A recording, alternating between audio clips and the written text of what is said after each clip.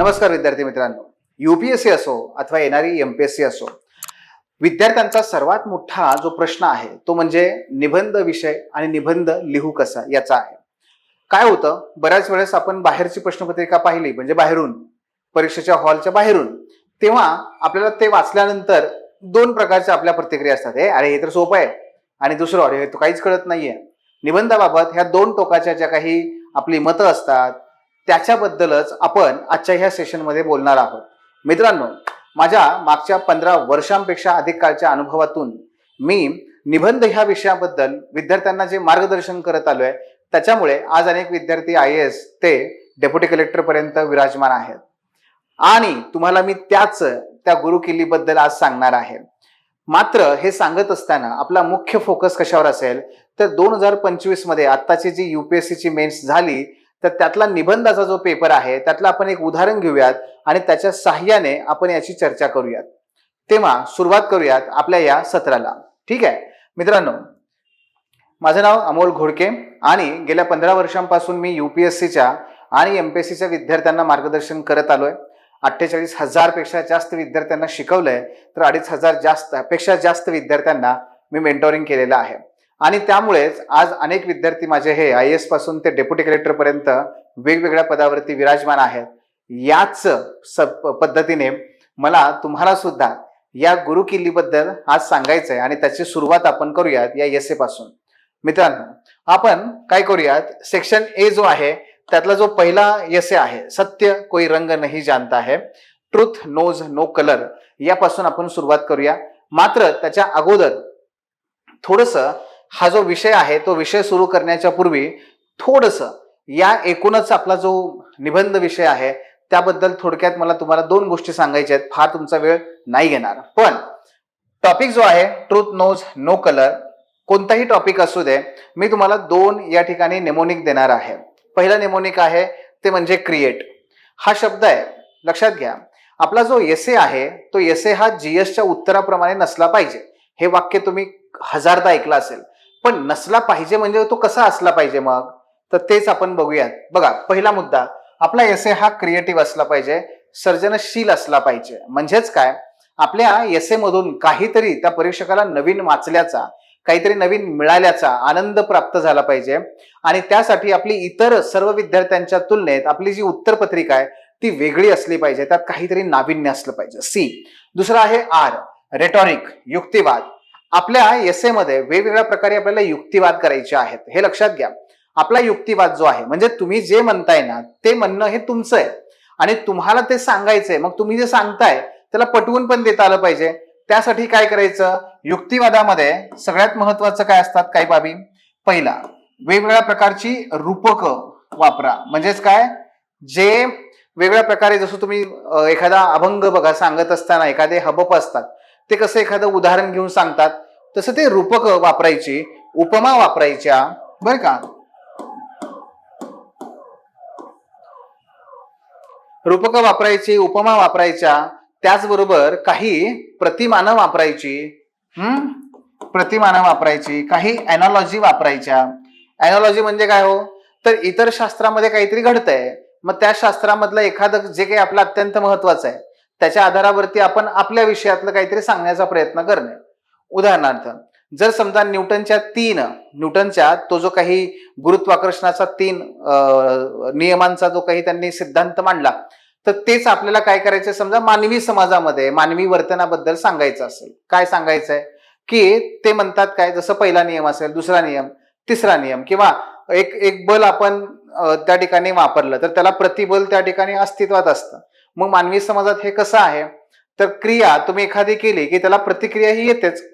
मग तुम्ही क्रिया कोणती करायची त्यावरती प्रतिक्रिया कशी असणार आहे हे ठरतं.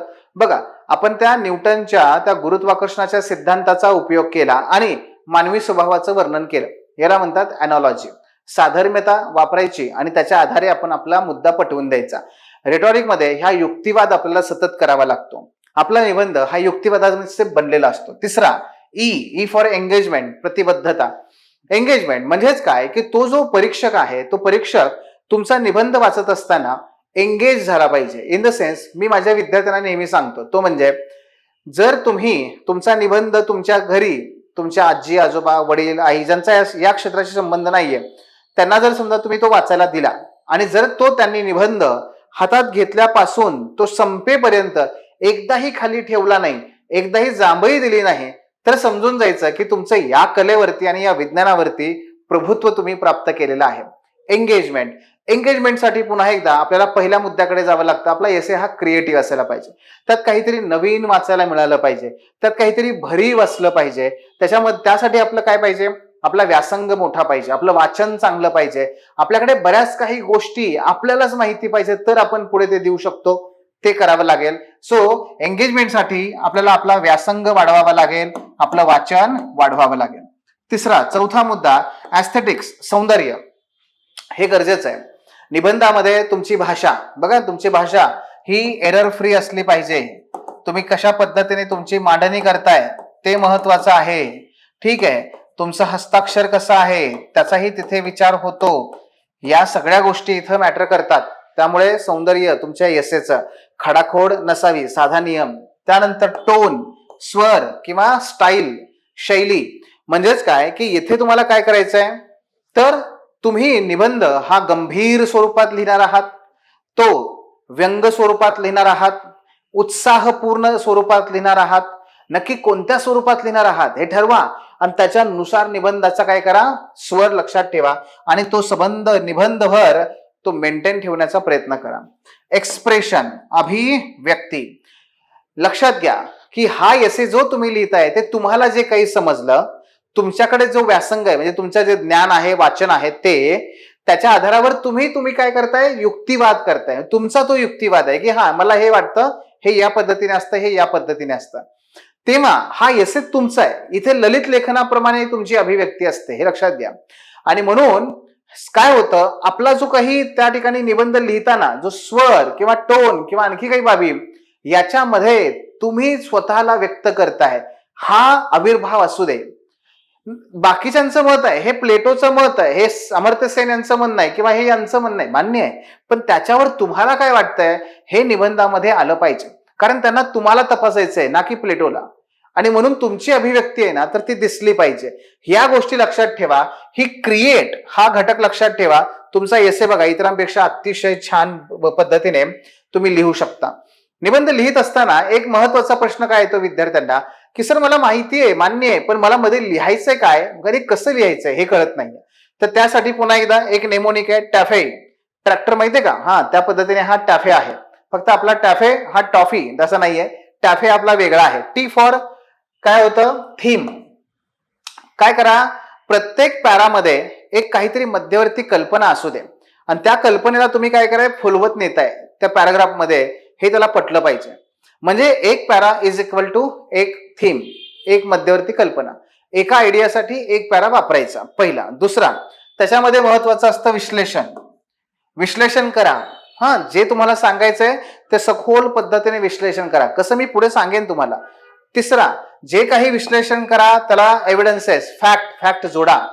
नुसतं म्हणू नका की भारत हा फार मोठी महासत्ता उद्या म्हणून येत आहे, नाही, तिथे लिहा जसे की IMF नुसार किंवा वर्ल्ड बँकेनुसार भारत हा जगातली 5व्या क्रमांकाची अर्थव्यवस्था आहे आणि ती 2025 मध्ये किंवा 2030 मध्ये या वेगाने वाढत राहिली तर 3ऱ्या क्रमांकाची अर्थव्यवस्था होईल, असं भाकीत डब्ल्यू बँकने म्हणजे वर्ल्ड बँकेने नुकतंच वर्तवलं आहे. म्हणजे काय झालं, तुम्ही जे विश्लेषण करताय त्याला काहीतरी फॅक्ट जोडताय आणि शेवटी काय असतं, एंडिंग, दुवा ठरणारी ओळ. म्हणजेच काय, प्रत्येक पॅरा हा स्वतःमध्ये वेगळा असावा पण पुढच्या पॅराकडे त्याने दिशानिर्देश पण केला पाहिजे, म्हणजे फ्लो असला पाहिजे. आणि हा फ्लो मेंटेन ठेवण्याचं काम या ठिकाणी याच्या माध्यमातून केलं जाऊ शकतं. तेव्हा आपला निबंध त्यातला प्रत्येक पॅरा हा कसा असावा हे तुम्हाला मी आता इथं सांगितलेलं आहे, हे लक्षात घ्या. मग आता आपण काय करूया, आपण आपल्या या एसेकडे जाऊया. सत्य कोई रंग नहीं जानता है, ट्रूथ नोज नो कलर. बरं का, मग याच्यामध्ये ट्रूथ नोज नो कलर काय करायचंय आपल्याला बघा. Truth knows no colour. मित्रांनो, सगळ्यात पहिल्यांदा असतं ते ब्रेनस्टॉर्मिंग. आपण ब्रेनस्टॉर्मिंग खूप चांगल्या पद्धतीने केलं पाहिजे. आणि ब्रेनस्टॉर्मिंग जेवढं तुम्ही चांगलं कराल तेवढं तुमचा एसे हा अतिशय उत्कृष्ट होणार आहे, हे पण लक्षात घ्या.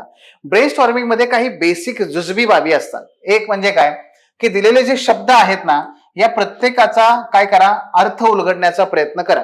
जसं की सत्य, मग विचारा सत्य म्हणजे काय, काय असतं सत्य म्हणजे, बरोबर, हा पहिला मुद्दा विचारला तुम्ही. त्यानंतर सत्य, मग असत्य म्हणजे काय, सत्य आणि असत्य यांचा एकाच आधारावरती आपल्याला शोध लावता येईल का. बर, सत्य आणि वास्तविकता, रियालिटी, मग वास्तवता आणि सत्य यांचा काही सहसंबंध आहे का, का दोघांचा काही फरक आहे का. सत्य जे मानवी समाजामध्ये म्हणजेच काय, आपण थोडका विचार केला तर ज्या वेगवेगळ्या शाखा आहेत त्या वेगवेगळ्या शाखा, विद्याशाखा, या सर्वांमध्ये वास्तविकता किंवा वास्तवता, एक मिनिट, हा, हे आहे वास्तवता. आणि या ठिकाणी ज्या वेगवेगळ्या प्रकारच्या विद्याशाखा आहेत त्या सर्व विद्याशाखांचं एकमत आहे का सत्याबद्दल, हेही तुम्ही त्या ठिकाणी उलगडू शकता. प्रयत्न करा की नक्की तर शब्द काय आहे सत्य. मग सत्य कशाला म्हणायचं, कशा पद्धतीने, त्याचे निकष काय असू शकतात. सत्य एखाद्या बाबीला म्हणायचंय आपल्याला, त्याचे निकष काय असू शकतात, कोणती मोजपट्टी आहे का बरं सत्य मोजायची, असं काही आपल्याला माहिती आहे का काही. ठीक आहे, हे सांगा, हे विचार करा. ब्रेनस्टॉर्मिंग करतोय आपण. नोज म्हणजे काय हो, ज्ञान. ठीक आहे, मग नोज नॉलेज, नॉलेज म्हणजे ज्ञान, पण नोज म्हणजे इथं काय होतं, ज्ञान. ज्ञानाच्या पेक्षाही पलीकडे काय दिले त्यांनी, माहिती. पण कुणाचं ज्ञान, कुणाची माहिती, आपली माहिती का, नाही. ते काय म्हणतात, ट्रूथ नोज नो कलर, म्हणजे सत्याला हे माहित नाहीये, सत्याला हे ज्ञान नाहीये, हे त्यांना म्हणायचंय. मग ज्ञान होणं किंवा माहिती असणं म्हणजे काय, सत्याला ते माहिती असेल नसेल याचा अर्थ काय होतोय. सत्य ही स्वतःमध्ये एखादी व्यक्ती आहे का, नाहीये ना, मग त्याला माहिती असण्याचा नसण्याचा काय संबंध आहे. प्रश्न विचारा, प्रश्न विचारा. मग सत्य ही व्यक्ती नाहीये तर मग सत्याला माहिती असण्या नसण्याचा संबंध कुठे येतो, तर विशेषणामध्ये येतो. विशेषण, विशेषण जे नामाबद्दल अधिक माहिती देतात ते म्हणजे विशेषण. मग हे विशेषण म्हणून इथं वापरलं गेलेलं आहे. मग याचा आपल्याला फार काही उपयोग नाहीये, कारण हे याच्याबद्दलच आहे. मग पुढे चला, नो कलर, रंग. आता रंग काय आहे, रंग काय आहे, आता रंग काय म्हणजे, रंग ही भौतिक बाब आहे, आहे की नाही. जर आपण बघितलं तर रंग ही भौतिक बाब आहे. मग तसंच सत्य सुद्धा भौतिक असतं का, सत्य हे भौतिक आहे का. पण सत्य भौतिक मानलं तर भौतिक असणारी प्रत्येक गोष्ट नश्वर असते. मग सत्य हे नश्वर आहे का, नाही. सत्य तरी ईश्वर आहे, म्हणजे सत्य हे भौतिक नाहीये. मग सत्य कसं आहे, अमूर्त आहे, अमूर्त आहे. सत्य हे अभौतिक आहे. असाही विचार करू शकता. रंग, याच्यावरून आपल्याला त्याचाही आणखी एक पदर मिळाला. आता रंगाकडे जाऊया. रंग हे भौतिक आहे, पण भौतिक स्वरूपातले रंग जे असतात ते, हे रंग निर्माण कसे होतात, याची निर्मिती कोण करतं, रंगांची निर्मिती कोण करतं, तर मनुष्य करतो. पण पुन्हा एकदा बघा, दोन प्रकारचे अर्थ असतात. एक आपण काय करतोय, पहिला जो प्राथमिक अर्थ आहे या वाक्याचा तो उलगडण्याचा प्रयत्न करतोय, जसं माहिती आहे तसं. पण नेहमी लक्षात ठेवा, निबंधामध्ये जे दिसतं त्याच्या पलीकडे जाऊन पाहण्याचा प्रयत्न आपल्याला करावा लागतो, ज्याला इंग्रजीमध्ये लेटंट फंक्शन, लेटंट मिनिंग असं म्हटलं जातं. हे समाजशास्त्रामध्ये एक थिअरी आहे. त्या पद्धतीने म्हणजे काय, जसं दिसतं तसं नसतं, हे आपल्या मराठीतली म्हण आहे. तसा प्रकार पण आपल्याला पुढे करावा लागतो की या अर्थातून आपल्याला त्या अर्थाच्या पलीकडला अर्थ काही सापडतोय का. जसं की बघा, फॉर एक्झाम्पल रंग, काय रंगाला आलेली गाडी तुझी. आता हे जे असं म्हणणं आहे, काय रंगाला गाडी आली तुझी. आता इथे रंगाला गाडी आली म्हणजे काय, की एखादा फारच त्या ठिकाणी खोडकर खेळकर बनलेला आहे, असा त्याचा अर्थ होतो. म्हणून जसा पहिला जो आपण अर्थ त्या ठिकाणी सांगण्याचा प्रयत्न करतोय तो अर्थ नसून तिथे कॉन्टेक्स्चुअल मिनिंग येतोय. तो जो काही त्याचा कॉन्टेक्स्ट आहे त्यानुसार त्याचा अर्थ बदलेल. बरोबर आहे का, लक्षात घ्या. आणि म्हणून होतं काय की इथे रंग याचे अर्थ फक्त जो सुकृत आहे, लाल रंग, हिरवा रंग, पिवळा रंग, तो एक रंग आला. आणि दुसरा काय रंग याचा, तो म्हणजे अर्थ काय आहे, छटा. वेगवेगळ्या प्रकारच्या छटा. छटा कोणत्या, मानवी स्वभावाच्या छटा, मानवी जीवनातल्या छटा, ह्या सुद्धा आपल्याला इथून लक्षात येत आहेत रंगाच्या माध्यमातून. बरं, रंग काय सांगतो आणखी इथे, तर वेगवेगळ्या प्रकारच्या डायमेन्शन्स, बाजू, अंग. बर का, रंगाचा अर्थ काय होतो इथे, वेगवेगळ्या प्रकारच्या बाजू, वेगवेगळ्या प्रकारचे अंग, हा सुद्धा अर्थ होतो. म्हणून छटा, रंग. मग हे रंग जे आहेत, हे रंग सत्याला माहित नाहीये असं ते वाक्य आहे. मग हे एका बाजूला आपण काय करतोय, याचा अर्थ समजून घेण्याचा प्रयत्न करतोय. ब्रेन स्टॉर्मिंग मध्ये पहिला टप्पा तुम्हाला काय करावा लागतो, अर्थाच्या संदर्भात करावा लागतो. अर्थ उलगडणे ब्रेन स्टॉर्मिंगचा पहिला टप्पा. दुसरा टप्पा आता बरं का, तो म्हणजे काय, पुन्हा एकदा, ट्रूथ नोज नो कलर. मग हा जो वाक्य आहे याचा आपल्याला दुसरा टप्पा काय करायचा आहे ब्रेन स्टॉर्मिंग मध्ये, क्रिटिकल थिंकिंग. चिकित्सक, क्रिटिकल थिंकिंग, चिकित्सक, त्याचं विश्लेषण आपल्याला करायचंय. चिकित्सक विश्लेषण म्हणजे काय, चिकित्सक विश्लेषण करणं म्हणजे काय, साधं सोपं आहे. ट्रूथ नोज नो कलर, याला काय करा, वेगवेगळ्या प्रकारचे WH टाईपचे क्वेश्चन विचारा. What, why, when, how, then which, whom, etcetera etcetera etcetera etcetera etcetera. अशा प्रकारे वेगवेगळे प्रश्न त्याला विचारा की ट्रूथ नोज नो कलर. ठीक आहे बाबा, रंगाला, हे सत्याला रंग माहित नसतात. व्हॉट म्हणजे काय, याचा अर्थ काय, पहिल्या याच्यात म्हणजे आपण तो करण्याचा प्रयत्न केला. पुढे चला, वाय, का नसतो, मग सत्याला रंग का माहित नसतात, माहित असतील तर काय होईल, माहित नसेल तर काय होईल, काय होत आहे, काय होऊ शकतं. वाय, वेन, कधीपासून, पूर्वीपासून, जेव्हा सत्य सुरुवातीला निर्माण झालं तिथपासून ते माहित नाहीये का, आत्ताच माहित नाहीये. मानवी समाज क्लिष्ट बनत गेला तेव्हापासून ते बनत गेलं का, असं त्याला रंग माहित नाहीयेत का, अगदी तेव्हापासून मानवी समाजाची सुरुवात ते आजपर्यंत सत्याला कधीच अशा प्रकारे रंग माहित नसतात. माहित नसतील तर ते का नसतात, काय आहे हे आपण ब्रेनस्टॉर्म करतोय. हाऊ, पण हे कसं शक्य आहे, सत्याला रंग माहित नाहीत असं कसं म्हणणं शक्य आहे तुम्हाला. बघा, प्रश्न विचारतोय आपण, वेच, कोणत्याच रंगाचा, सत्याला कोणताच रंग नसतो, कोणत्याच प्रकारचा नसतो, असं कसं काय होईल. मग ज्याला रंग नसतो ते अमूर्त असतं, जसं हवा ही अमूर्त आहे, बरोबर ना. पण हवेला रंग नाहीये, मग हवेचं अस्तित्व नाहीये का, तर आहे. मग हवेचं अस्तित्व, मग हवेप्रमाणे सत्य असतं का, कसं आहे ते. बघा, प्रश्न विचारा. होम, हे कोणासाठी, सर्वांसाठी का, फक्त समाजातल्या उच्चभ्रूंसाठी फक्त हे सत्याला रंग माहित नसतो, का सर्वसामान्यांसाठी पण आहे. होम, बघा, वेगवेगळ्या प्रकारचे आपण प्रश्न विचारतोय आणि त्याचं ब्रेन स्टॉर्मिंग करण्याचा प्रयत्न करतोय. मित्रांनो, एक पद्धत ही झाली. तिसरी पद्धत जी बरीच मुलं त्या ठिकाणी वापरतात ते म्हणजे पेस्टल. आता होतं काय माहितीये, पेस्टलचा जो प्रकार आहे ना तो फार जुना आहे. म्हणजे पेस्टल म्हणजे फार रटाळ आहे आणि फारच बोरिंग आहे, किंवा हे सर्रासपणे सगळे करतात, नॉवेल्टी येत नाही तुमच्या उत्तरामध्ये. त्यामुळे मला असं वाटतं की पेस्टल तुम्ही प्रत्यक्ष दर्शनी, सुकृत दर्शनी वापरू नका. पेस्टलचा विचार मात्र करा, तुमच्या उत्तरामध्ये त्याचे रेफरन्सेस येऊ दे, त्या वेगवेगळ्या प्रकारच्या विषयांचे ना रेफरन्सेस येऊ दे. पण आता हा माझा इतिहासाचा पॅराग्राफ आहे, आता माझा भूगोलाचा आहे, आता माझा राज्यशास्त्राचा आहे, आता माझा हा असंच मात्र ते होऊ नये. हे फार कंटाळवाणं होतं आणि फार रटाळवाणं होतं. आता याच्या पलीकडे जाऊन मी तुम्हाला पुढची पद्धत सांगतो, ती म्हणजे चौथा क्रमांक, ते आहे मानवी गुणधर्म. मानवी गुणधर्म.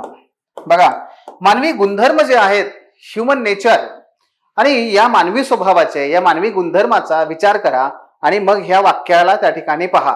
उदाहरणार्थ राग, लोभ, हेवा, मत्सर, दया, करुणा, शांती, प्रेम, सहकार्य, द्वेष, स्पर्धा, ह्या सगळ्या बाबींचा या ठिकाणी विचार करा आणि मग बघा ट्रूथ नोज नो कलरला कसं जोडता येईल त्याच्याशी. हे लक्षात घ्या. ह्या पद्धतीने तुम्ही ते करण्याचा प्रयत्न करा. डेफिनेटली बघा तुम्हाला इतरांपेक्षा वेगळं उत्तर लिहिता येईल.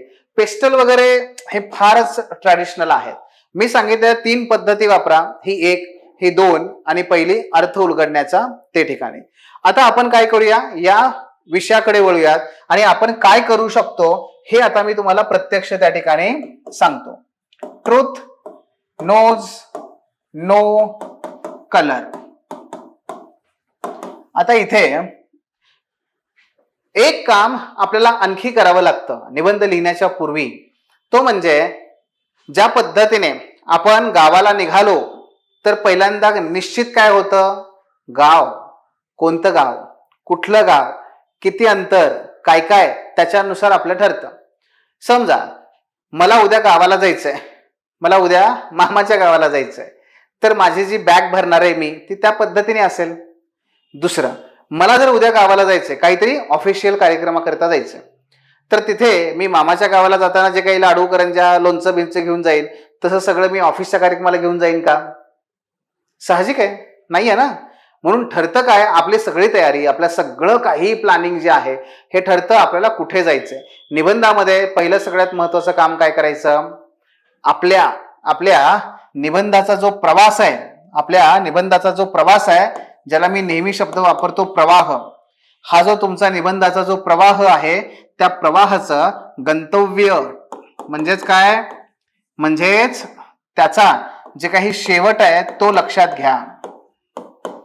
तुम्हाला शेवट काय करायचंय हे तुम्हाला पहिल्यांदा लक्षात घ्यावं लागेल. याच्यानुसार तुम्हाला हे पण ठरवावं लागेल. कसं, मी काय म्हणतो बघा, मला शेवट काय करायचंय, मला हा शेवट करायचा आहे की बरोबर आहे, सत्याला मुळात कोणताही रंग असत नाही, परंतु सध्या त्याला वेगवेगळ्या रंगातून पाहण्याचा प्रयत्न केला जातो आणि ते दूर करण्यासाठी हा उपाय आपण केला तर निश्चितपणे सत्याचं जे मूळ अर्थ आहे तो टिकून राहू शकतो. मला हे सांगायचंय, माझं ठरलंय, माझा हा शेवट मला करायचा आहे. ओके, मग मला तर त्याच्यापर्यंत घेऊन जायचंय. मग माझा प्रवाह मला ठरवायचा आहे की नक्की मला सांगायचं काय आहे. याच्यात जे काही अंडर करंट आहे, ज्यातलं जे काही करंट आहे, जो प्रवाह आहे तो मला शोधावा लागतो, मला ठरवावा लागतो. अगोदर मला लिहायचंय काय, माझ्याकडे खूप सारे आहेत. बघा काय होतं, आपण एखाद्या दसऱ्याला, दिवाळीला, गणपतीला किंवा आणखी कुठल्या सणाला बाजारामध्ये गेलो की वेगवेगळ्या रंगांची फुलं असतात, पिवळ्या, हिरव्या, लाल अशा वेगवेगळ्या रंगांची फुलं असतात. तसंच तुमच्या डोक्यामध्ये पण असतं, वेगवेगळ्या प्रकारचे विचार असतात. एखादा कोणतरी संत आठवतो, एखादा राजकीय व्यक्ती आठवतो, एखादी घटना आठवते, ही वेगवेगळ्या रंगांची फुलं आहेत. याला काय करायचंय, याला जर प्रभावी बनवायचं असेल किंवा याचा प्रभावी उपयोग करायचा असेल तर फुलांची माळ करताना आपण कसं रंगांचा व्यवस्थित विचार करतो की समजा इकडे पिवळे असतील तर दोन्हीकडे पिवळे, मग त्यानंतर लाल, मग पुन्हा पिवळा, पुन्हा लाल, पुन्हा मध्येच 2-3 काय असतील हिरव्या रंगाचे असतील किंवा पांढऱ्या रंगाचे असतील. ह्या रंगांचा आपण वापर करतो ना, त्यातून त्याचं जे एक नियोजन करतो. तसंच आहे की ह्या निबंधामध्ये तुम्हाला नक्की तुमचे जे विचार आहेत त्यांचं ऑर्गनायझेशन तुम्ही कसं करणार आहात. ब्रेन स्टॉर्मिंग केलं तुम्ही, आता ब्रेन स्टॉर्मिंग केल्यानंतर जे अनेक मुद्दे मला सापडले तर ते जे सापडलेले आहेत त्यांचं मला काय करायचे, फुलांची माळ बनवायची आणि ती आकर्षक आणि प्रभावी बनवायची. त्यासाठी मला ते विचार करावा लागतो की मला करायचं काय आहे. तर मग मी इथं काय ठरवलं की ट्रूथ नोज नो कलर. मी असं ठरवेन, पहिल्यांदा मी हे सांगेन की मी सुरुवात करेन, तर सुरुवात करण्यामध्ये मी खूप छान प्रभावीपणे काहीतरी वेगळं उदाहरण देईन. मग माझा पुढचा टप्पा येईल मेन बॉडीचा आणि मेन बॉडीमध्ये मी सतत हे सांगेन की माझा प्रवाह कसा असेल. बघा, मी सांगेन की सत्याला कसा रंग असत नाही हे पहिल्यांदा मी सांगेन. दुसरं, त्याच्यामध्येच मी हे सांगेन की परंतु या सत्याला वेगवेगळे रंग जोडण्याचा कसा प्रयत्न होतोय. आणि तिसरं मी हे सांगेन की ते दूर कसं करता येईल. माझ्या संबंध निबंधामध्ये मी हेच घेऊन चालणार आहे. पहिला, सत्याला कोणताही रंग असत नाही हे कसं. दुसरं, सत्याला कसं रंगांनी भरवण्याचा, बदलवण्याचा प्रयत्न केला जातोय ते कोणते घटक आहेत ते. आणि तिसरं, याच्यावरती उपाय काय. हे सांगत शेवटी मी माझ्या ह्या टप्प्याकडे येणार आहे. ओके, हे कळलं इथपर्यंत? आता आपण सुरुवात करूया. मग सर्वप्रथम माझी प्रस्तावना. आता ह्या प्रस्तावनेमध्ये मी काय करेन? प्रस्तावनेमध्ये मी काय करेन तर वेगवेगळ्या प्रकारे प्रस्तावना करू शकता, नाही का? मी तुम्हाला एक उदाहरण मागेही सांगितलं होतं, आताही सांगेन. मी तुम्हाला 3 उदाहरणं सांगतो प्रस्तावनेची, मी कसे करेन त्यातलं तुम्हाला बघा कोणतं आवडतंय, त्यानुसार तुम्ही ते घ्या. पहिलं उदाहरण ते म्हणजे 2 + 2 4. 2 + 2 4 आहे की नाही? पण या शॉर्ट फिल्मचं टायटल आहे 2 + 2. बघा, ऐका. 2 + 2 एक इराणियन मूवी आहे, इराणियन शॉर्ट फिल्म आहे. आणि त्याच्यामध्ये शाळा आहे, शाळा भरली आहे, घंटा वाजली की शाळेत विद्यार्थी येतात. बसलेले सगळेच्या सगळे बॉईज आहेत. बसलेल्या प्रत्येक बॉईज म्हणजे त्या मुलांचा जो युनिफॉर्म आहे तो काळा आणि पांढऱ्या रंगाचा आहे. तेवढ्यात एक शिक्षक येतात आणि शिक्षक इथे येऊन फळ्यावरती लिहितात 2 + 2 = 5. आणि त्यानंतर एक विद्यार्थी उठतो आणि तो म्हणतो की सर, मला डाऊट आहे, 2 + 2 हे 4 होतं असं तुम्हीच शिकवलंय, पण आज मात्र तुम्ही 2 + 2 हे 5 होतंय असं सांगताय, हे चुकीचं आहे. शिक्षक म्हणतात ते मी सांगितलं होतं, आता हे मीच सांगतोय, ऐकायचं. जे नव्याने सांगितले ते ऐकायचं, शांत बसायचं. तो म्हणतो बसणार नाही, कारण 2 + 2 हे 4च होतात, ते 5 कधी होत नाही. शिक्षक म्हणतात मी सांगतोय ना ते ऐकावं लागेल. तो म्हणतो हे शक्य नाही, मी स्वीकारणार नाही. शिक्षक 3 मोठ्या मुलांना वर्गामध्ये बोलवतात. त्यांचेही युनिफॉर्म काळे आणि पांढरेच असतात, पण त्यांच्या बाहूवर, भुजांवर इथे लाल रंगाची पट्टी असते. आता शिक्षक म्हणतात आता सांग, तुला 2 + 2 किती? तो म्हणतो आता हे 4च. ते मुलं जातात, बंदुकी असतात त्यांच्याकडे, आणि बंदुकींनी ते त्यांच्यावरती, त्या मुलावरती गोळ्या घालतात. गोळ्या घातल्यानंतर गोळ्यांच्या त्या घावामुळे रक्ताच्या त्या ह्या ज्या आहेत शिंतोडे ते उडतात आणि ते फळ्यावरती जाऊन त्या 2 + 2 5 या शब्दावर जाऊन पडतात. हा मूवी इथे संपला. शॉर्ट फिल्म आहे, तो संपला. मग तो संपल्यानंतर मी पुढे वाक्य काय लिहीन? वरील प्रसंगामध्ये दिग्दर्शकाने ज्या खुबीने पांढरा रंग, काळा रंग, लाल रंग यांचा वापर केलेला आहे आणि त्याच्यातून त्याला जो सत्याचा संदेश द्यायचा आहे, तो संदेश हाच आहे की जरी रक्त लाल असलं, भुजावरची पट्टी लाल असली, युनिफॉर्म हे काळे आणि पांढरे असले, तरी सत्य हे सत्यच आहे. 2 + 2 म्हणजे 4च होतात, म्हणजेच सत्याला कोणताही रंग असत नाही. हे इराणच्या राज्यक्रांती 1978 साली जी झाली त्याच्या पार्श्वभूमीवरची ही शॉर्ट फिल्म आहे. मी ह्या पद्धतीने लिहिलं आणि मी याच्यातून खूप चांगला राजकीय संदेश देण्याचा प्रयत्न केला किंवा राजकीय कॉमेंट करण्याचा मी प्रयत्न केलाय. लक्षात येते तुमच्या? हे मी त्यात सांगतोय. मी पुढे गेलोय आता. बरं, आता मी तुम्हाला दुसरं उदाहरण सांगतो प्रस्तावना लिहिण्याचं. मी दुसरं उदाहरण सांगतो, थोडंसं आध्यात्मिक किंवा थोडंसं पौराणिक. सुरेश द्वादशीकर नावाचे एक फार मोठे चिंतक आहेत, अभ्यासक आहेत. त्यांनी त्यांच्या एका लेखामध्ये एक उल्लेख केलेला पॅराग्राफ मी तुम्हाला सांगतो.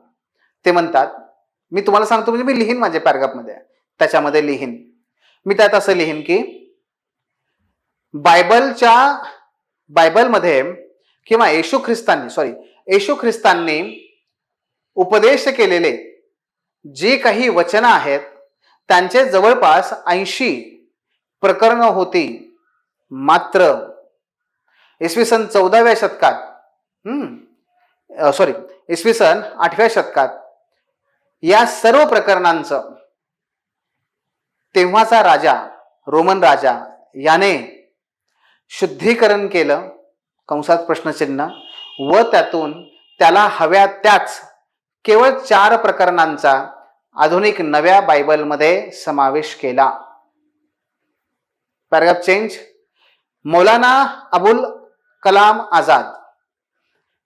आझाद यांच्या मते मोहम्मद प्रेषितांनी जे काही उपदेश केलेला कुराण होता, तो कुराण सुद्धा आज मूळ स्वरूपात अस्तित्वात नसून अरेबियन साम्राज्यामध्ये नंतर सत्तेवर आलेल्या राजांनी आपल्याला हव्या त्या पद्धतीने कुराणमध्ये बदल केलेला आहे.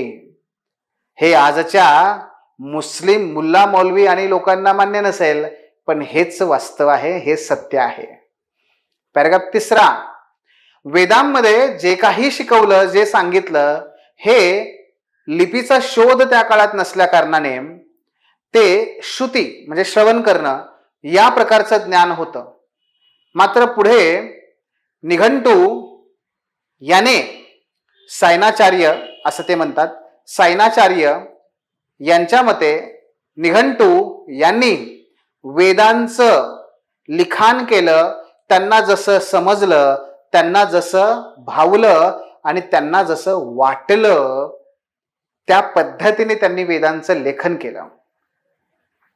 वेद, बायबल आणि कुराण आज ज्या अवस्थेमध्ये आपण त्यांचं अध्ययन करतो ते त्यांच्या मूळ स्वरूपात जे सत्य होतं तसे नाहीयेत. तिन्हीही सत्यच आहेत ही आपली जरी भावना असली तरी सुद्धा त्याचा कालांतराने त्याच्यामधलं सत्य बदललेलं होतं, हेही तेवढंच सत्य आहे. असं मी त्या ठिकाणी करू शकतो. दुसरा माझा हा पॅराग्राफ आहे का नाही, दुसरा नाही, मी प्रस्तावना सांगतोय तुम्हाला. मी त्या मूवी सांगितलं तसं करेन किंवा मी तुम्हाला या पद्धतीने सांगितलं त्या पद्धतीने करेन. म्हणजे अशा पद्धतीने वेगवेगळ्या स्वरूपात तुम्ही करू शकता. मी समजा तुम्हाला एक ऐतिहासिक स्वरूपातली आणखी एक सांगतो प्रस्तावना कशी करू शकतो. बादशाह अकबर यांनी त्यांच्या इबादत खान्यामध्ये, बैठकीचं ठिकाण, दर गुरुवारी ते जैन, बौद्ध, हिंदू, मुस्लिम, ख्रिश्चन अशा वेगवेगळ्या धर्मातल्या पंडितांना ते बोलवायचे आणि त्यांच्यामध्ये ती चर्चा करायला लावायचे की सत्याचा शोध काय आहे, सत्य काय आहे आणि सत्य कसं शोधता येतं. त्यांना जाणून घ्यायचं होतं की नक्की सत्य काय. वेगवेगळ्या धर्मात वेगवेगळं सांगितलंय, मग सत्य काय आहे हे त्यांना जाणून घ्यायचं होतं. म्हणून त्यांनी ह्या सर्व पंडितांना त्यांनी बोलावलं होतं. मात्र एकदा गुरुवार आला तरी बादशाह अकबरांनी कोणालाच बोलावणं, आमंत्रण पाठवलं नाही.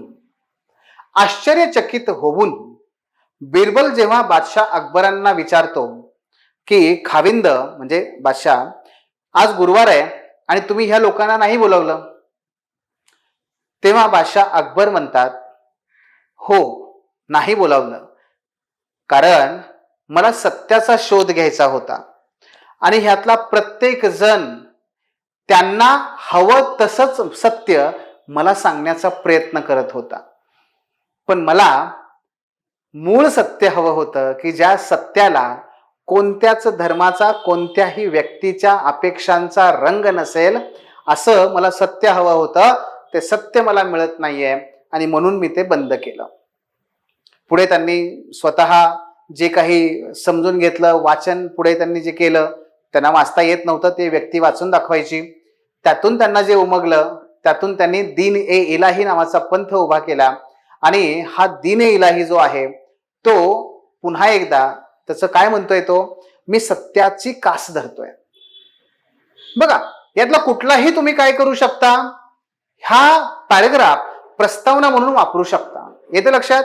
मग एकदा का प्रस्तावना झाली की मग आपण काय करूयात, आपण आपल्या या पुढच्या मेन बॉडीकडे वळूयात. मेन बॉडीमध्ये मग तुम्ही वेगवेगळ्या पद्धतीने सांगू शकता. पण मी तुम्हाला विनंती सांगेन की तुम्ही काय करावं, तर तत्वज्ञानापासूनच जावं, कारण विषय हा थोडासा तत्वज्ञानाशी संबंधित आहे. म्हणून तुम्ही तत्वज्ञानापासूनच या विषयाची सुरुवात करावी. मग आता हा जो तत्वज्ञानाचा विषय आहे तो काय आहे, मग आपण असं लिहायचं का की तत्वज्ञानाच्या मते किंवा तत्वज्ञानामध्ये असं आहे? नाही, असं नाही. तर आपण काय करू शकता, आपण काही हेडिंग देऊ शकतो. बघा, जसं की सत्याच्या मूळ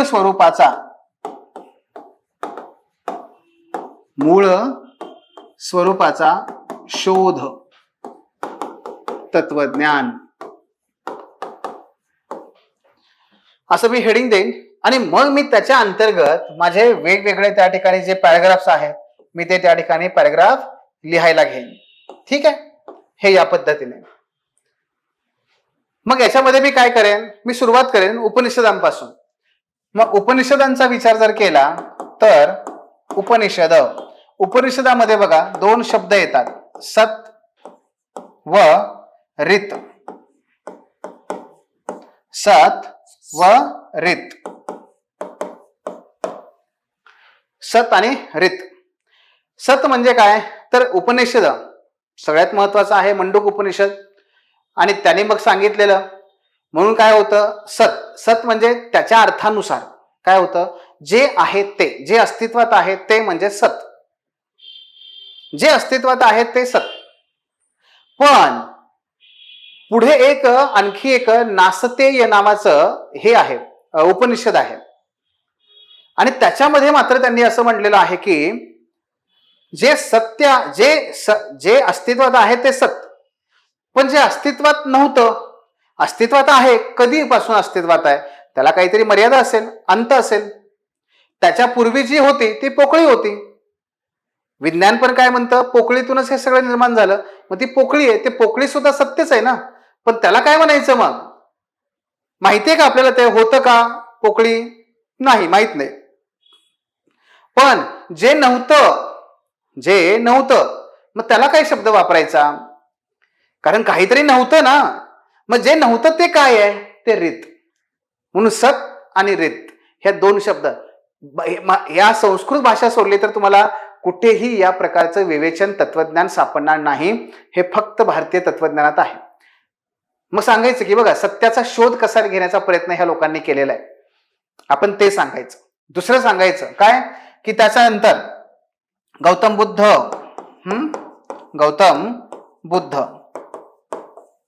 मग त्यांचं काय सांगू शकता, चार आर्य सत्य. चार आर्य सत्य. मग चार आर्य सत्य जे आहेत ते चार आर्य सत्यांचा अभ्यास तर आपला आहेच आहे का. जर तुम्ही आता इथून जर आपण विचार केला, काय दुःख सत्य आहे, दुःखाला कारण आहे, दुःख दूर करता येतं, आणि त्यासाठी अष्टांग मार्गाचा वापर करा. चार आर्य सत्य सत्यच आहेत.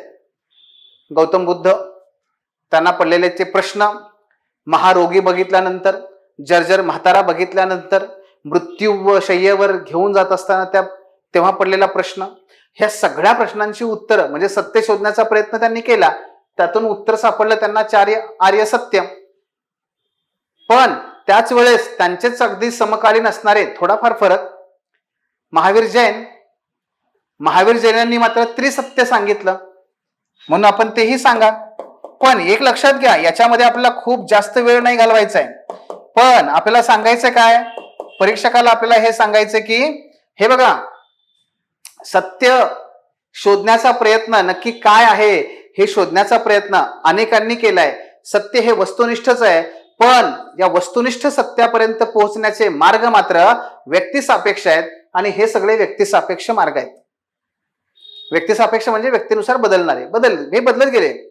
प्रत्येकजण सांगण्याचा प्रयत्न करतोय सत्य, पण मार्ग कसे आहेत प्रत्येकाचे वेगळे आहेत हे सांगा. मग असाच प्रकार तुम्ही पुढे काय करू शकता, पाश्चात्य तत्वज्ञानाकडे जाऊ शकता. प्लेटो. मग प्लेटो काय म्हणतात, प्लेटोंचा एक शब्द आहे फॉर्म्स. फॉर्म्स काय म्हणतात, ते जे निर्विकार आहे, जे आपल्या कल्पनेच्याही पलीकडे आहे ते सत्य. जे निर्विकार आहे, ज्याला कुठलाही आकार नाही, उकार नाही, काही नाही, जे खऱ्या अर्थाने सत्य आहे ते सत्य. त्याला शब्द त्यांनी वापरला फॉर्म्स. ते याच्यामध्ये आणखी खूप छान पद्धतीने सांगतात इमॅन्युअल कांट. ते म्हणतात फिनॉमिना व नॉमिना हे दोन शब्द ते सांगतात.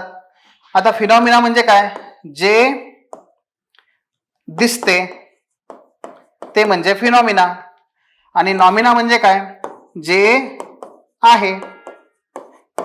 आहे. मग अशी म्हटलं तुम्हाला मी, जे दिसतं तसंच असतं असं नाही, बरोबर ना. जे दिसतं तसंच असतं असं नाही. म्हणून जरी समजा आपल्याला दिसत असलं पुढे काय आहे की त्या माणसाच्या हातात चाकू आहे, ओके, पण वास्तविक असंही असू शकतं की त्याने बिचाऱ्याने दुसऱ्या त्या माणसाच्या पोटातला चाकू काढून त्याला जीवदान देण्याचा प्रयत्न केलाय. येते लक्षात? म्हणतो ना आपण तसं. म्हणजे दिसतं तर फिनॉमिना, जे आहे ते नॉमिना, आणि म्हणून सत्य कुठे येतं? सत्य हे इथे येतं, जे आहे ते. पण दाखवलं काय जातं? मग आपल्या अवतीभोवतीची परिस्थिती बघा काय आहे. लोकांचा विश्वास कशावर बसतो? जे दिसतं त्याच्यावर बसतो. प्रसार माध्यमातून जे दिसतं त्याच्यावर बसतो. वर्तमानपत्रातून जे दिसतं त्याच्यावर बसतो. सोशल मीडियावर जे दिसतं त्याच्यावर बसतो. प्रभुत्वशाली व्यक्ती जे दाखवतो त्याच्यावर बसतो. एखादा बाबा साधू महाराज दाखवतो त्याच्यावर बसतो. पण मग तेच खरं सत्य आहे का? नाहीये. हे तर फक्त काय आहे? सत्य कसं आहे? हे निर्गुण आहे, निराकार आहे. सत्य हे हवेप्रमाणे, मग अशी म्हटलं. मग सत्य हे जे दाखवत आहेत ते काय आहे? काही नाही. ते सत्यामध्ये रंग मिसळतात आणि त्या प्रकारे आपल्याला दाखवण्याचा प्रयत्न करतात. पण सत्याला तर रंग असतच नाही. म्हणजे ते दाखवण्याचा प्रयत्न करतायत ते सत्यच नाहीये. आपल्याला हे इथं सांगायचंय. हे तत्वज्ञानाकडे आपण काय करू शकता? जाऊ शकता आणि मग ते सांगू शकता. येते लक्षात? मग पुढे काय करायचं? मानवी गुणधर्माकडे जा. पहिला मुद्दा आपण घेतला तत्वज्ञानाचा. आता मानवी मूल्य, मानवी गुणधर्माकडे जा. त्यात काय सांगू शकता? हेडिंग बघा, हेडिंग बघा. रंगीत रंगीत काचेतून पाहिले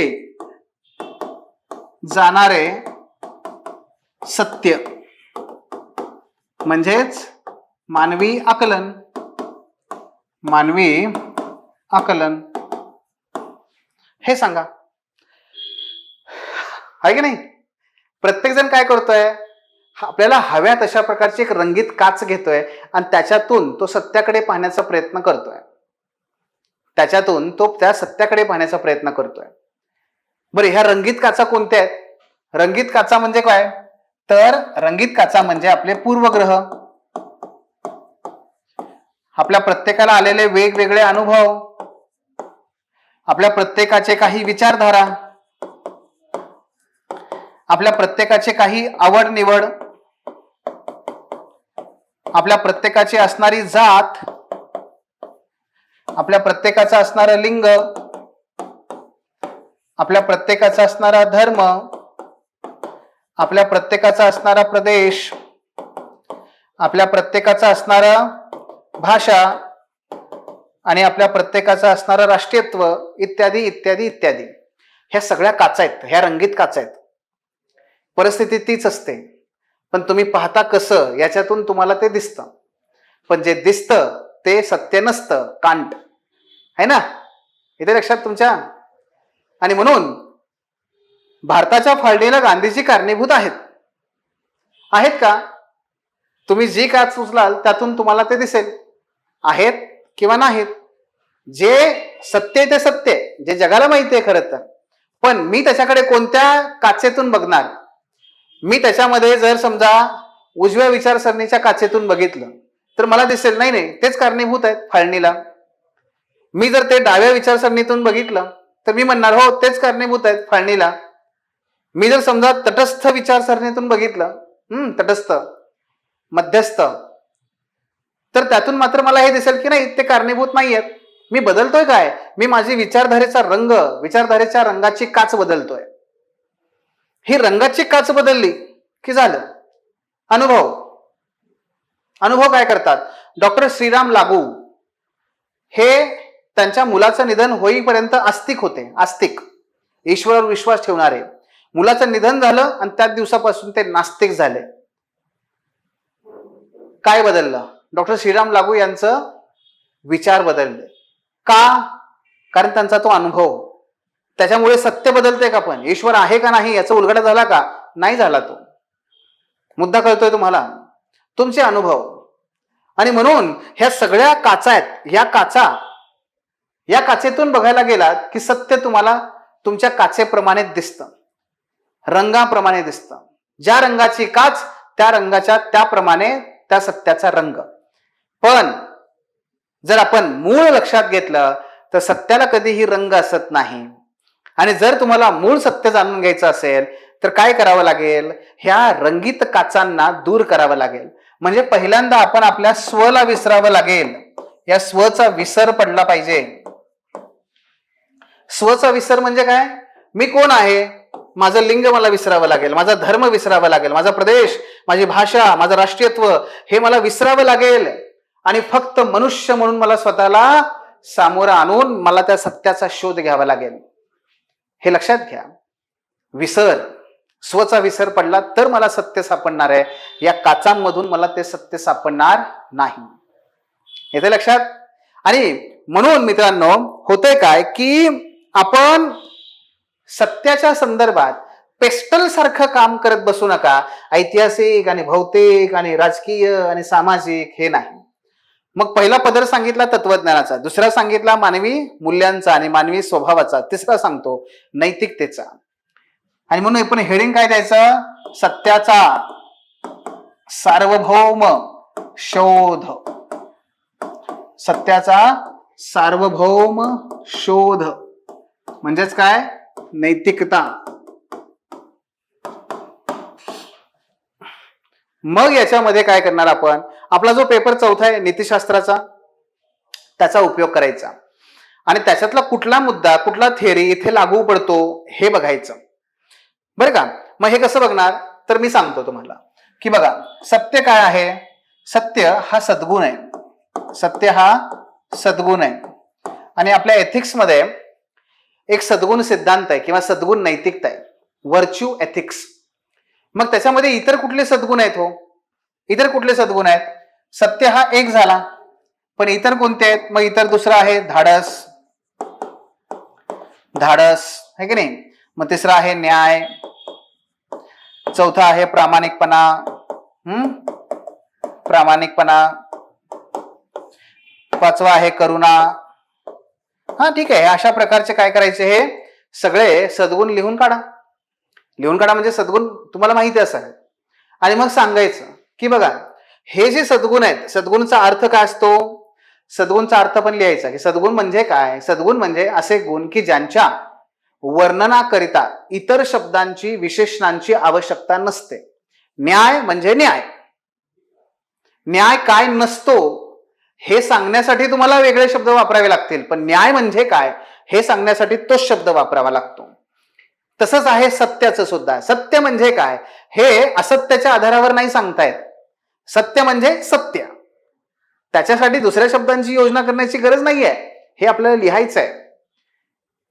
आणि इथे सांगा की जगभरामधल्या जे जे काही धर्म संस्थापक आहेत, जगभरातल्या जे अनेक धर्म संस्थापक आहेत, जे अनेक नैतिक विचारवंत आहेत, नैतिक विचारवंत आहेत आणि जे महात्मे आहेत, या प्रत्येकाने काय केलं? हो, या प्रत्येकाने हे जे काही सद्गुण आहेत ते सद्गुणच स्वतःकडे आत्मसात करण्याचा प्रयत्न केलाय आणि ह्या सद्गुणांच्या आधारेच सत्याचा शोध घेण्याचा प्रयत्न केलाय. आणि या अर्थाने सत्य हे सार्वभौम आहे. सत्याला समजून घेण्यासाठी कुठल्याही इतर शब्दांची आणि तसंच इतर रंगांची गरज नाहीये. आणि म्हणून सत्य हे सत्य आहे, ते रंगहीन आहे, त्याला रंग माहीत नसतात. हे आपण सांगायचं. येते लक्षात? मग पुढे जायचं. आता हे 3 मुद्दे महत्वाचे लक्षात घ्या. हे तुमचं वेगळेपण आहे उत्तरातलं. मग चौथा तो म्हणजे इतिहास. मग थोडंसं ऐतिहासिक स्वरूपामध्ये सत्याच्या या रंग माहिती नसण्याच्या बाबीचं अवलोकन करूयात आपण थोडंसं ऐतिहासिक स्वरूपात. मग तिथे आपण हेडिंग मात्र फार वेगळं द्यायचं आपल्याला. काय? रंगामुळे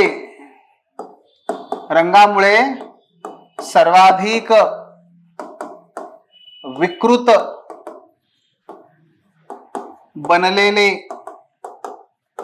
सत्य म्हणजे इतिहास. म्हणजे काय? इतिहास. हा बघा, हेडिंगच अशा प्रकारचं कॅची आहे ना की त्याला उत्सुकता निर्माण झाली पाहिजे. म्हणजे काय म्हणायचंय यांना हे त्याच्यात आलं पाहिजे. येते लक्षात? आणि म्हणून याच्यात तुम्ही हा प्रयत्न करा की हे कसं आहे, कशा पद्धतीने इतिहास. मग याच्यामध्ये तुम्ही काय करा हे सांगा. रंग, जसं की पॅरेटो काय म्हणतो? पॅरेटो म्हणतो the human history is the graveyard of aristocrat. म्हणजे काय, मानवी समाजाचा इतिहास हा अभिजन वर्गाची स्मशानभूमी आहे. म्हणजे म्हणजे असं की मानवी समाजाचा इतिहास हा त्या अभिजन वर्ग म्हणजे राजे, रजवाडे, सरदार, उमराव अहो यांनीच भरलेला आहे. म्हणजे अहो पुढचं एक वाक्य तुम्हाला माहिती आहे ना, इतिहास हे नेहमी जेते लोक लिहितात, आहे की नाही? तसंच आहे. मग हे त्याच पद्धतीने सांगायचं की इतिहास हा जेते लोक लिहितात, म्हणजे त्यांना जसा हवा आहे तसा त्यांनी इतिहास लिहिला आणि त्या इतिहासाला आम्ही सत्य मानलं. पण सत्य ते नव्हतंच. सत्य ते आहेच असं नाही. कारण सत्य हे प्रत्येक राजाने त्याच्या त्याच्या मानवी रंगाच्या स्वभावाने लिहिलं. मग याचं लगेच दुसरं वाक्य लिहा मार्क्सचं. मार्क्स काय म्हणतात की आतापर्यंतच्या मानवी समाजाचा इतिहास हा वर्ग संघर्षाचा इतिहास आहे आणि हेच ते सत्य आहे. पण पुन्हा एकदा मार्क्स एका मार्क्सवादी विचारधारेच्या माध्यमातून ते लिहित आहेत, भौतिकवादी विचाराच्या माध्यमातून लिहित आहेत. हे लक्षात घ्या. हे ते सांगण्याचा प्रयत्न करतात. पुन्हा ते एकांगीच आहे, ते संपूर्ण सत्य नाहीच आहे. कारण ते फक्त इतिहासामध्ये वर्ग संघर्षच पाहतात. प्रेम, दया, करुणा, शांती, प्रेम हे पाहत नाहीत. हे सांगा, हे लिहा, हे एक एक पॅराग्राफ लिहा त्याच्यामध्ये. मग आणखी पुढे जाऊयात. मग वसाहतवादी इतिहास त्यात लिहा काय की भारतामध्ये जेव्हा ब्रिटिश आले तेव्हा त्यांनी काय केलं, ते म्हणाले की आम्ही भारतात राज्य करण्यासाठी नाही आलोय, आम्ही तुम्हाला गुलाम नाही बनवलेलं. ते काय म्हणाले, आम्ही आमच्या गोऱ्या माणसाच्या खांद्यावरचं ओझं, व्हाईट मॅन्स बर्डन थेअरी हे त्यांनी मांडली. आणि ते म्हणतात आमच्या गोऱ्या माणसाच्या खांद्यावर ओझं आहे की तुम्हा काळ्या लोकांना, तुम्हा गुलाम लोकांना, गुलाम वृत्तीच्या लोकांना, रानटी लोकांना कसं सभ्य बनवायचं, ह्यासाठी आम्ही इथे आलोय. आणि म्हणून आता आम्ही सुधारणा करणार तुमच्या धर्मामध्ये, तुमच्या समाजामध्ये, तुमच्या राजकीय व्यवस्थेमध्ये, तुमच्या जगण्यामध्ये आम्ही सुधारणा करणार आणि त्यासाठी आम्ही आलो इथे. पण मग हे सत्य आहे का? हा सत्य वचन आहे का? नाही ना, हे सत्य नाहीये.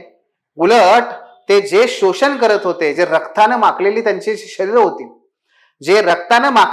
शरीरं होती, ती लक्तर त्यांना झापायची होती. ती झापण्याकरता त्यांनी या इतिहासाचा, या सिद्धांताची वस्त्र पांघरलेली होती. ते म्हणजे काय की त्याला रंग दिला होता. लक्षात घ्या, तो रक्ताचा, शोषणाचा लाल रंग झापून टाकण्यासाठी त्यांनी या इतिहासाची प्रावरण त्या ठिकाणी अंगावरती घातली. म्हणून मित्रांनो, इतिहास हा काय झालाय, अनेक प्रकारच्या रंगामुळे विकृत बनलेला आहे. हे आपल्याला लिहायचं त्याच्यात. हे सांगा. किंवा हिटलर सांगा त्याच्यामध्ये. हिटलर, मग हिटलरचा आहे वंश आहे. काय म्हणाला हिटलर, घाऱ्या डोळ्याचे, नॉर्डिक, ज्यांच्या डोळ्यांचा रंग हा ब्ल्यू आहे, निळा आहे, ज्यांची चमडी गोरीपान आहे, अशा आर्य वंशाचे लोक हे जगावरती राज्य करण्यासाठी जन्माला आली आहेत. आणि त्याच्या आधारावरतीच त्याने, व्हाईट सुप्रमसीच्या आधारावर त्याने आपलं राज्य बळकावलं, राज्य निर्माण केलं. त्यातून तो पुढे अनभिषिक्त असा हुकुमशहा बनला. पण त्याने जे सांगितलं ते जर्मनी मधल्या हजारो लोकांना सत्य वाटलं हो. पण ते सत्य कसं होतं, ते सत्य द्वेषाने, द्वेषाच्या रंगाने, घृणेच्या रंगाने, या रंगांनी ते माखलेलं सत्य होतं. सत्य वेगळंच होतं. सत्य हेच होतं की कुठल्याही रंगाची डोळे असू दे, तो मनुष्य आहे आणि मनुष्य म्हणून सर्व समान आहेत.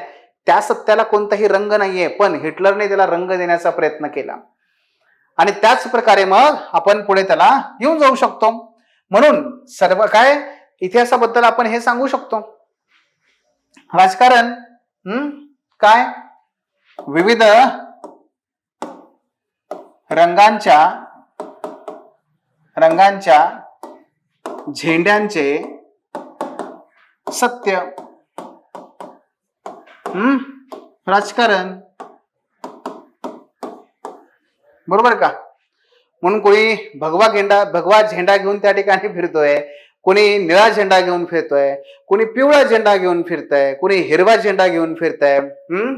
हे झेंड्यांचं जे काही सत्य सांगण्याचा प्रयत्न आहे, हा झेंड्यांचं सत्य सांगण्याचा जे प्रयत्न आहे तो मुळात सत्य नाहीये. ते काय आहे, ते राजकीय लोभाचं राजकारण आहे. लोभ प्राप्त करण्याचं राजकारण आहे. मेलेल्या व्यक्तीच्या टाळूवर लोणी भाजण्याचं हे राजकारण आहे, ते सत्य नाहीये, हे लक्षात घ्या. आणि म्हणून सत्याला ना झेंड्याची गरज आहे, ना सत्याला कुठल्या रंगाची गरज आहे, ना आधाराची गरज आहे, हे आपण सांगायचं. आणि मग त्याच्यामध्ये आपल्या आजच्या राजकारणामध्ये लोकशाहीमध्ये ज्या पद्धतीने बेमालूमपणे धर्म, त्यानंतर जात, त्यानंतर पंथ, प्रदेश यांचा जो वापर केला जातोय आणि लोकांपुढे भ्रम निर्माण करण्याचा प्रयत्न केला जातोय, ते सांगा, ते सांगण्याचा प्रयत्न करा. मध्ये मध्ये तुम्ही प्रत्येक पारामध्ये ना उपाय पण सांगू शकता बरं का. जसे इतिहासामध्ये तुम्ही सांगू शकता. रँकेचं एक वाक्य आहे बघा. रँके नावाचा एक इतिहासकार होता. तो म्हणायचा की इतिहासकारांनी इतिहास कसा लिहावा, तर त्यांनी फक्त तथ्य गोळा करावी. त्याचं एक फेमस वाक्य आहे, fact reveal themselves. Fact reveal themselves. अशा पद्धतीने तो म्हणतो की तथ्य हीच काय करतात, तुमच्या त्या तथ्य काय करतात, ते सत्य त्या ठिकाणी दर्शवतात. म्हणून ते तुम्ही सांगू शकता. उदाहरणं तिथल्या तिथे किंवा उपाय पण सांगू शकता. जसं आपण बघितलं नैतिकतेमध्ये वैश्विक सार्वभौम नैतिकता आहे की नाही, की वेगवेगळे महात्मे कसं सद्गुणांच्या आधारावरती सत्य सांगण्याचा प्रयत्न करत होते. तिथे तुम्ही सांगू शकता की डॉक्टर जनार्दन वाघमारे असं म्हणतात बरं का. ते म्हणतात की थोरा मोठ्यांचा पराभव त्यांच्या अनुयायांनी केला, कारण थोरा मोठ्यांनी सत्य हे नेहमी रंगविहीन स्वरूपात सांगण्याचा प्रयत्न केला, पण त्यांच्या अनुयायांनी मात्र त्या सत्याला नेहमी रंग जोडलेला आहे. म्हणून थोरा मोठ्यांचा पराभव हा त्यांचे अनुयायी करतात, असं वाघमारे सर म्हणतात. हे लिहा, त्याच्यामध्ये लिहू शकता. इथे पण तुम्ही उपाय सांगायचे त्या ठिकाणी ते सांगू शकता. हे इथपर्यंत झालं. आता चला विज्ञानाकडे. मग रंगहीन सत्याचा शोध घेण्याचा प्रयत्न कोण केला? रंगहीन सत्याचा शोध असं लिहायचं. रंगहीन सत्याचा शोध कोण घेण्याचा प्रयत्न केला? विज्ञानाने. विज्ञान हे असं आहे की ज्याने मात्र सत्याला रंगांच्या आधारे नाही शोधलं. जसं आहे ते, कांटचं नॉमिना किंवा उपनिषदामधलं सत, ते शोधण्याचा प्रयत्न त्यांनी केला. आणि म्हणून इथे काय सांगू शकता की जसं न्यूटन आहे, जर न्यूटनने सफरचंद या संदर्भात प्रयोग करून गुरुत्वाकर्षणाचा नियम सांगितला, तर आंबा जर आपण घेतला तर आंबा घेतला म्हणून गुरुत्वाकर्षणाचा नियम काम करणार नाही असं कधी असत नाही. आंबा घ्या, पेरू घ्या, संत्रे घ्या, काही घ्या, सत्य हे सत्य आहे. सत्य म्हणजे गुरुत्वाकर्षणाचा नियम हे सत्य आहे, हेही लक्षात घ्या. इथे लक्षात. दुसरीकडे हे सत्य आणखी स्पष्ट गडद समजून घेण्यासाठी जो प्रयत्न केला तो आईन्स्टाईनने केला. बरोबर का? मग आईन्स्टाईनने जेव्हा E=mc², ठीक आहे, हे जेव्हा सांगण्याचा प्रयत्न केला त्यांनी, तेव्हा ते काय आहे, हे काय आहे, हे कोणत्याही ज्यू लोकांनी, हिंदू लोकांनी, इस्लाम किंवा कुठल्याही धर्माच्या, कुठल्याही जातीच्या, कुठल्याही पंथाच्या, कुठल्याही रंगीत काचेच्या मधून जरी आपण याच्याकडे बघितलं तर ते तुम्हाला तेच दिसेल.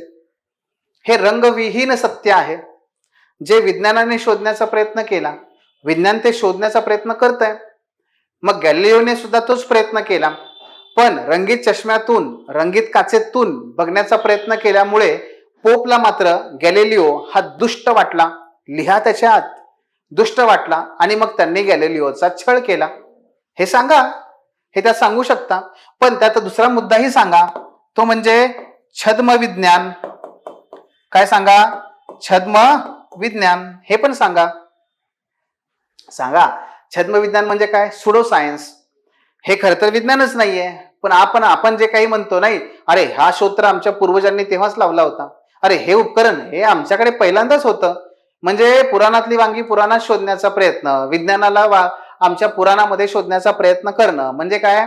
आम्हाला जसं हवंय सत्य, आमच्या सोयीनुसारचं सत्य, ते शोधण्याचा प्रयत्न आम्ही ज्या विज्ञानाला मधून करण्याचा प्रयत्न करतोय, विज्ञानाच्या स्वरूपात, त्याला म्हणतात छद्म विज्ञान. हे लिहा त्यात, हे छद्म विज्ञान मात्र रंगविहीन सत्य शोधत नाही, ते रंग मिश्रित सत्य शोधण्याचा प्रयत्न करतं. हे छद्म विज्ञान. येते लक्षात? सो ह्या विज्ञानाच्या आधारावर पण तुम्ही ते सांगू शकता. मग पुढे जायचंय आपल्याला. पुढे जाऊन आणखी आपण वेगवेगळ्या प्रकारच्या बाबी सत्यामध्ये बघू शकतो. जसं की बघा, रंग नसलेला रंगमंच, रंग नसलेला रंगमंच म्हणजेच कला व साहित्य, कला व साहित्य हे सांगा त्यात की या पद्धतीने. मग आतापर्यंत चांगले सांगायचे मोठमोठे नावं त्यात. संत ज्ञानेश्वर काय म्हणतात? संत ज्ञानेश्वरांनी जे खळांची व्यंकटी सांडो तया सत्कर्मी रती वाढो. म्हणजे जरी माझा दुष्ट कोणी असला, ज्याने माझ्यावरती काही त्रास मला दिला असला, तरी सुद्धा अशा व्यंकटींची काय करू, अशा दुष्ट लोकांची सुद्धा कुठेही पद्धतीने त्रास नको देऊ ईश्वरा, त्यांचं सुद्धा भलं कर. बघा लक्षात घ्या, वेदांचा सर्वदैव काय, सर्व वसुदैव कुटुंबकम. किंवा टॅगोर, टॅगोर यांचं मानवतेचं गीत सांगा, आहे का नाही, मानवताचे गीत. किंवा साने गुरुजी यांचं खराची एक धर्म, काय तो, खरा तोची एक धर्म ओळखावा जगाला प्रेम अर्पावे, आहे का नाही, साने गुरुजी. हे सांगा, ह्या पद्धतीने सांगा, या पद्धतीने ते येऊ दे. आणि मग त्याच्या माध्यमातून काय साहित्य हे कसं रंगविहीन सत्य शोधण्याचा प्रयत्न करतं हे सांगा. साहित्यामधून अगदी हेच नाहीये, कलाकार श्याम बेनेगल ते सांगा, श्याम बेनेगल. मग यांचे जे काही चित्रपट आहेत श्याम बेनेगल यांचे ते सांगा. अमृता सहगल यांची चित्र सांगा, अमृता सहगल. खुशवंत सिंग यांचं लेखन सांगा, खुशवंत सिंग यांचं लेखन. हे अशा लेखकांचा जर विचार केला तर यांनी काय केलं हो, जे आहे ते सांगण्याचा प्रयत्न केला, जे दिसतंय ते नाही, जे आहे ते, जे हवंय ते असं त्यांनी सांगण्याचा प्रयत्न नाही केला. मग काय करा, मॉडर्न सोसायटीकडे या. मॉडर्न सोसायटीकडे काय बरं, सत्योत्तर, सत्योत्तर सत्य, सत्योत्तर सत्याचा शोध म्हणजे काय, समाज माध्यम हे सांगा. कंटेम्पररी आपल्याला हे पण ऍड केलं पाहिजे. सत्योत्तर म्हणजे काय हो, पोस्ट ट्रुथ. पोस्ट ट्रुथ म्हणजे काय असतं, म्हणजे हे असतं की आज काय होतंय तुम्ही बघा, समाज माध्यमावरून ट्रोलिंग, खोट्या बातम्या, ठीक आहे, खोट्या बातम्या, त्यानंतर पेड बातम्या म्हणजेच काय, पैसे देऊन जे काही जाहिराती वजा ज्या बातम्या असतात त्या बातम्या, डीप फेक, बरोबर का. तर हे सगळं जे आहे हे काय आहे, या माध्यमातून काय केलं जात आहे, जे वास्तवात नाहीये ते वास्तवात आहे हे दाखवून अनेक जण निवडणुका जिंकतात. जे वास्तवात नाही हे दाखवून अनेक जण आपला नरेटिव्ह सेट करतात. हे सगळं तेच आहे. हे सत्याच्या पलीकडलं सत्य शोधण्याचा प्रयत्न, पण त्यालाही रंग असतो. मग सांगा की कसं अमेरिकेच्या निवडणुकांमध्ये फेसबुकच्या माध्यमातून ज्या पद्धतीने विशिष्ट उमेदवारांच्या संदर्भातच खोटी माहिती पण सत्य म्हणून प्रसारित करण्यात आली, त्याच्यामुळे कसं अनेक उमेदवारांना फायदा झाला, अनेक उमेदवार कसे निवडून गेले हे सांगा. अनालिटिका, केम्ब्रिज अनालिटिका नावाची कंपनी होती ती, आणि फेसबुकच्या माध्यमातून त्यांनी हे सगळं घडवून आणलं. हे लिहा, हे सांगा. ट्रोलिंग मध्ये कसं रंगीत चष्मे हे कसे असतात. इथे तुम्हाला मी खूप चांगलं वाक्य सांगतो याच्यामध्ये. काय, अमर्त्य सेन म्हणतात बघा, अमर्त्य सेन काय म्हणतात, आज कोण काय सांगतो, कोण काय सांगतो यापेक्षा ते कोण सांगतो आहे, कोण सांगतो आहे याला किंवा यानुसार सत्य ठरविले जाते. कोण सांगतोय? हे फार महत्वाचं झालं आज. कोण सांगतोय? आपल्याकडे मराठी म्हण आहे बघा, तेच सांगत असतात आई वडील, पण सोनाराने कान टोचणं गरजेचं आहे. ते तरी सकारात्मक घेतलं आपण. इथे तर काय आहे, कोण काय सांगतोय, काय सांगतोय याला काही महत्व राहिलं नाहीये, याला काही महत्व राहिलं नाही, पण ते कोण सांगतोय याला फार महत्व आहे. लक्षात घ्या. बाब तीच असते, तीच बाब आहे. समजा राष्ट्रवादाची बाब आहे, पण राष्ट्रवादाची बाब जर समजा कोणीतरी एखादा व्यक्ती आहे, काय तो एखादा विशिष्ट विरुद्ध पक्षातला तो आहे, तर विरोधी पक्षाचा नेता असेल, जर ती राष्ट्रवादाची बाब बोलत असेल तर त्याच्यावर मात्र ट्रोलिंग होत आहे. आणि तीच राष्ट्रवादाची बाब जर सत्ताधारी पक्ष बोलत असेल, उमेदवार व्यक्ती, तर त्याला मात्र गुणगान आणि वाहवा केलं जात आहे. काय झालं? सत्य बदललं का? नाही, सत्य तेच आहे, राष्ट्रवाद, पण कोण सांगतोय याच्यानुसार त्याचा रंग बदलत जातो. हे सगळं सांगा आणि म्हणून त्याला जोड द्या. आजच्या मानवी हक्कांची त्याला मुद्दे याच्यामध्ये उदाहरणं द्या, आजच्या राजकीय संदर्भाची उदाहरणं द्या, आजच्या अभिव्यक्ती, आजच्या आंतरराष्ट्रीय स्तरावरती जे युद्ध आणि कलह आहेत त्यांचा याच्यामध्ये जोड द्या आणि त्याच्यानुसार सत्य काय आहे हे शोधण्याचा प्रयत्न आपण केला पाहिजे, हे सांगा. शेवटी निष्कर्ष काय बघा, निष्कर्ष हा मी तुम्हाला अगोदरच सांगितला होता, मी त्यालाच फक्त इथं वाक्यामध्ये दाखवतोय बघा. सत्याला रंग नसतो ही म्हण म्हणजे सत्य सार्वत्रिक आहे, पूर्वग्रहांपासून ते मुक्त आहे आणि कोणत्याही मानवनिर्मित चौकटीत अडकत नाही. रंग हे जीवन समृद्ध करतात, पण जेव्हा सत्यावर जबरदस्तीने रंग चढवला जातो तेव्हा ते विकृत बनतात. सत्य हे पांढऱ्या प्रकाशासारखं आहे, पांढऱ्या प्रकाशासारखं, पांढऱ्या रंगासारखं नाही, पांढऱ्या प्रकाशासारखं आहे. सर्व रंग सामावूनही स्वतः मात्र ते रंगहीन आहे. प्रकाश हा रंगहीन असतो. आजच्या फूट पाडणाऱ्या काळात प्रत्येकाने सत्याचे हे शुद्ध स्वरूप जपले पाहिजे. विज्ञानामध्ये, नैतिकतेमध्ये, शासनामध्ये, दैनंदिन जीवनामध्ये आपण हे शुद्ध स्वरूप जपलं पाहिजे. महात्मा गांधीजींच्या पावलांप्रमाणे आपणही शिकलं पाहिजे. सत्य हे ना हिंदूंचं आहे, ना ते मुसलमानांचं, ना ते काळं ना पांढरं. सत्य म्हणजे फक्त सत्य आहे आणि ह्याच साधेपणात त्याची अपरंपार शक्ती दडलेली आहे. सो आपण एक पॉझिटिव्ह नोट वरती आपण काय केलं पाहिजे या संदर्भात आपण त्याचा उलगडा केलेला आहे. ठीक आहे. सो मित्रांनो, हे होतं या निबंधाच्या संदर्भातली चर्चा. निश्चितपणे तुम्हाला आता बरेच मुद्दे कळाले असतील की नक्की निबंध कसा लिहायचा आहे, कशा पद्धतीने त्याला आपल्याला विश्लेषित करायचं आहे. म्हणजेच या सगळ्या बाबी आता तुम्हाला कळलेल्या असतील. मित्रांनो, जर तुम्हाला आणखी आपल्या एसे एथिक्स बाबत जर आणखी कुठल्याही प्रकारची माहिती हवी असेल तर निश्चितपणे आपलं हे टेलिग्राम चॅनल आहे, हे जॉईन करा. याच्यावरती तुम्हाला मी वेगवेगळ्या प्रकारचे किस्से, उद्गार, वेगवेगळ्या प्रकारचे शब्द, नाविन्यपूर्ण शब्द हे सातत्याने तिथे देत असतो. तर जॉईन करा. डेफिनेटली याचा तुम्हाला फायदा नक्की होईल.